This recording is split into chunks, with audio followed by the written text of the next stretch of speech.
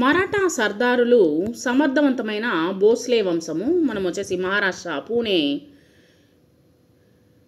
శివాజీ గురించి తెలుసుకోబోతున్నాము.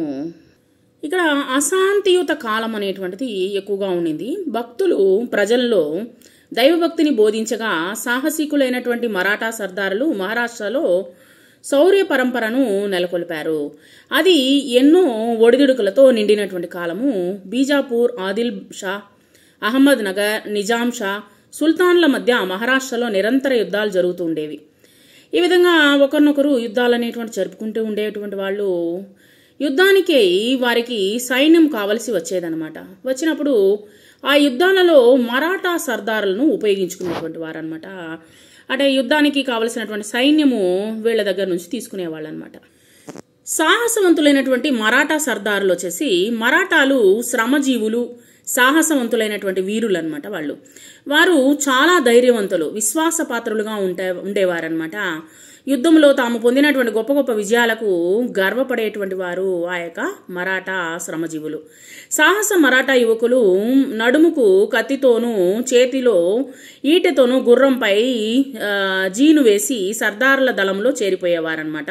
ఎక్కువగా సర్దారు తన సైన్యంతో సుల్తాన్ను దర్శించినప్పుడు సుల్తాన్ అతనికి కొలువులో ఉద్యోగం ఇచ్చి రాజ్యంలో ఒక సర్దారుగా నియమించేవాడు. కొన్ని సమయాల్లో అతనికి జాగీరు కూడా బహుమతిగా ఇచ్చేవారు. అటువంటి జాగీరు పొందినటువంటి సర్దారు తనను తాను జాగీరుగా రాజుగా భావించుకునేటువంటి వారనమాట. అంటే కొంచెం ప్రాంతాలని జాగీరుగా ఇచ్చేటువంటి వారు, కొంత ప్రాంతాలు ఉచితంగా బహుమతిగా ఇచ్చేటువంటి వారనమాట. బీజాపూర్, అహ్మద్ నగర్ సుల్తాన్ల సంస్థానంలో అనేక మంది పేరుగాంచినటువంటి మరాఠా సర్దారులు ఉండేవారు. ఆ విధంగా వారిలో సింధ్ ఖేడ్ జాదవులు, పల్డన్ నింబాల్కర్లు, తర్వాత ముధోల్ గోర్పడేలు, జావలి గోరేలు, పేరుల్ భోస్లీలు ముఖ్యులన్నమాట. సింధే ఖేడ్ జాదవులు దేవగిరి యాదవ వంశస్థులు. శివాజీ మహారాజు తల్లి జీజాబాయి సింధ్ ఖేడ్ లుకూజీ జాదవ్ కుమార్తె. ఇక్కడ విరోచితమైనటువంటి సాంప్రదాయం. ఈ మరాఠా సర్దారులందరూ సాహసవంతులు, కానీ వారిలో చాలా మంది ఒకరికొకరు బద్ధశత్రువులు అనమాట. ఒకరికొకరు కొట్టుకునేటువంటి వాళ్ళు. ఐక్యత అనేటువంటి లేదు. ఐక్యతగా ఉండి తమ ప్రజలకు ఏదైనా మేలు చేయవాలనేటువంటి ఎప్పుడూ తలంచేవారు కాదు.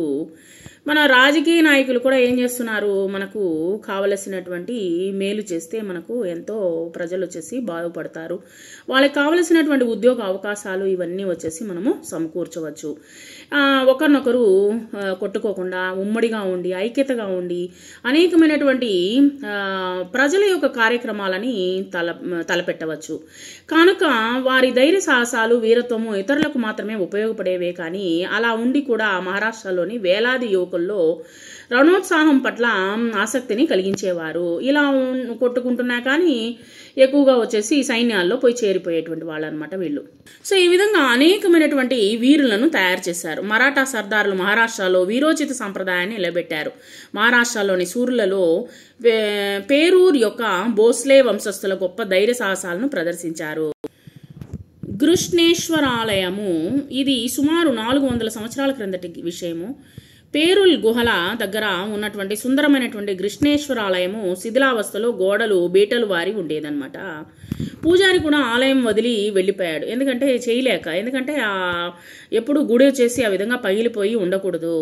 ఎంత మహత్తు గల దైవము, కానీ ఆ మందిరానికి ఎలాంటి దురవస్థ కలిగింది చూడండి. ఇట్లు గొప్ప పరమార్థం కొరకు కట్టబడినటువంటి దేవాలయం పూర్తిగా శిథిలమైపోయింది. అక్కడికి వచ్చినటువంటి భక్తులందరూ శిథిలావస్థలో ఉన్నటువంటి దేవాలయాన్ని చూసి దుఃఖించారు. నిట్టూర్పు విడిచారే కానీ దానిని బాగు చేయటకు ఎవరూ ప్రయత్నము అనేటువంటి చేయలేదు. ఎవరైనా సరే వచ్చేసి బాధల్లో ఉన్నప్పుడు నిట్టూర్పు విడుస్తారే కానీ వాటిని తీసుకునే ప్రయత్నం అనేటువంటిది చెయ్యరు, ఎవరు సాహసించరు. ఒక గొప్ప శివభక్తుడు క్రమం తప్పక ప్రతిరోజు ఆ శిథిల దేవాలయాన్ని దర్శించేవాడు అనమాట. అక్కడ ఉన్నటువంటి శివలింగంపై పూలు విభూది పెట్టి చేతులు జోడించి తన మనోచింతనలను శివునికి విన్నపించుకునేవాడు. ఒకరోజు అతడు కూలీలను పిలిపించి, చూడండి వీర శివాజీ, పడిపోయినటువంటి గోడలను కట్టించాడు. ఆ దేవాలయానికి విస్తారమైనటువంటి మరమ్మతులు చేయించి పూర్వపు స్థితికి తెచ్చి కృష్ణేశ్వరుని పునర్నిర్మాణము చేశాడు. దేవాలయం లోపల బయట దీపాలు వెలిగాయి. కృష్ణేశ్వరుని వైభవము మరలా తిరిగి వచ్చింది. ఇది ఎవరు చేశారు? ఇట్లు చేసినటువంటి ఆ శివభక్తుడు ఎవరో తెలుసా? అతడే మాలోజీ రాజే భోస్లే. వేరుల్ గ్రామపు పాటిల్ అయినటువంటి మాలోజీ రాజే భోస్లే గొప్ప శివభక్తుడు. విఠోజీ రాజే అతని యొక్క చిన్న తమ్ముడు. వేరుల్ యొక్క బాబాజీ రాజే భోస్లే కుమారులు వీరు. వేరుల్ గ్రామం దగ్గర అధికారము బాబాజీ రాజే భోస్లే చేతిలో ఉండేదన్నమాట. మాలోజీ రాజే, విఠోజీ రాజేలు గొప్ప సామర్థ్యవంతులు, ధైర్య సాహసాలు కలిగినటువంటి వారు. వారి సేవలు అనేక మంది సాయుధులైనటువంటి మరాఠా సైనికులు ఉండేవారు. వాళ్ళు ఆ సైన్యాన్ని ఎక్కువగా ధైర్య సాహసాలు చెప్పి ఆ యొక్క సైనికులని తయారు చేసేవారు. అది ఒక అశాంతియుతమైనటువంటి కాలము. ఉత్తరములోని ఢిల్లీని పరిపాలించు మొఘల్ చక్రవర్తి నిజాం షాహా రాజ్యంపై దండెత్తాడు. అప్పుడు దౌలతాబాద్ నిజాం షాహా రాజ్యానికి రాజధానిగా ఉండేది.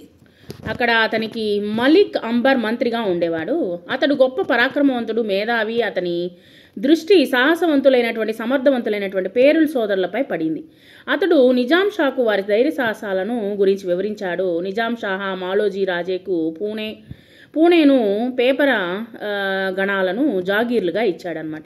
జాగీర్లుగా ఇచ్చినట్లే దాంతో భోస్లేలు ధనవంతులుగా మారి శక్తివంతులయ్యారు. మాలోజీ రాజే భార్య ఉమాబాయి, ఆమె పల్డన్ నింబాల్కరుల కుటుంబీకురాలు. వారికి షరీఫ్జీ అనేటువంటి 2 కుమారులు ఉన్నారు. షహజీ 5 సంవత్సరాల బాలునిగా ఉన్నప్పుడు మాలోజీ రాజే ఇందయార్ యుద్ధంలో చంపబడ్డాడనమాట. ఆ కారణంగా విఠోజీ రాజే పిల్లలిద్దరిని జాగీరును సంరక్షించాడు. ఆ తర్వాత అతడు లఘుజీరావు జాదవ్ కూతురు జీజాను షహజీ పెండ్లి నిమిత్తమై సంప్రదించాడు. జీజా సుగుణాల రాశి. విరోజీ రాజే ప్రస్తావించినటువంటి పెండ్లి సంబంధానికి లఘుజీరావు అంగీకరించాడు. లఘుజీరావు నిజాం షా రాజ్యంలోని ఒక శూరుడు, పరాక్రమవంతుడైనటువంటి సర్దార్ అనమాట. అతడు పటిష్టమైనటువంటి సైన్యాన్ని కలిగి ఉండేవాడు. నిజాం షాహా దర్బార్లో కూడా అతనికి గొప్ప గౌరవం ఉండేది. అతడు షహజీ రాజు జిజాబాయి వివాహం అంగరంగ వైభవంగా జరిపించాడు. జిజాబాయి భోస్లే వంశానికి కులస్త్రీ అయింది. షహజీ రాజే నిజాం షాహా మాలోజీ రాజుకు బహుకరించినటువంటి జాగీరును షహజీ రాజేకు బదిలీ చేశాడు. షహజీ రాజే గొప్ప పరాక్రమవంతుడు. నిజాం షాహా కొలువులో అతనికి గొప్ప గౌరవం ఉండెను. మొఘల్ చక్రవర్తి నిజాం షాహా రాజ్యాన్ని జయింప నిశ్చయించుకుని బీజాపూర్ ఆదిల్ షాహ్తో చేయి కలిపాడు. అప్పుడు నిజాం షాహా రాజ్యాన్ని కాపాడట కొరకు మలిక్ అంబర్, షహజీ రాజులు తెగించి పోరాడి ఇరు సైన్యాలను ఓడించారు. అహ్మద్ నగర్ దగ్గర బాత్వడి వద్ద ఈ గొప్ప యుద్ధం జరిగింది. ఈ యుద్ధంలో షరబ్జీ చంపబడెను. కానీ షహజీ రాజే గొప్ప పరాక్రమాన్ని ప్రదర్శించాడు. వీరసేనాని అని దేశమంతటా ఖ్యాతి అనేటువంటిది గావించాడనమాట. ఇతను దర్బార్లో అతని ప్రతిష్ట ఎంతగా పెరిగిందంటే స్వయంగా మలిక్ అంబరేకు అతనిపై అసూయ అనేటువంటిది కలిగిందనమాట. తత్ఫలితంగా ఇరువురిలో మనస్పర్ధలు కలిగాయి. షహజీ రాజే నిజాం షాహ్ రాజ్యాన్ని వదిలిపెట్టి బీజాపూర్ ఆదిల్ షాహ్ రాజ్యంలో కలిశాడనమాట. ఆదిల్ షాహ్ అతనికి సర్ లష్కర్ అను బిరుదునిచ్చి గౌరవించాడు. తర్వాత నిజాం షాహా రాజ్యంలో చాలా మార్పులు జరిగాయి. మంత్రి మలిక్ అంబర్ మరణించాడు. అతని కుమారుడు ఫతే ఖాన్ గొప్ప కుటిల నీతి కలిగినటువంటి వాడు. అప్పుడిప్పుడు నిజాం షాహా రాజ్యానికి మంత్రి అయ్యాడు. అతని కాలంలో నిజాం షాహా రాజ్యానికి క్షీణదశ అనేటువంటి పట్టింది. మొఘలుల దండయాత్రల ముప్పు మొదలైంది. వాటి నుండి నిజాం షాహా రాజ్యాన్ని రక్షించుకొనుటకు నిజాం షాహా తల్లి షహజీ రాజు వద్దకు వెళ్లి నిజాం షాహా రాజ్యానికి తిరిగిమ్మని ఒత్తిడి చేసింది. అప్పుడు షహజీ రాజు ఆదిల్ షాహా రాజ్యాన్ని వదిలి తిరిగి నిజాం షాహా రాజ్యంలోకి వచ్చాడు.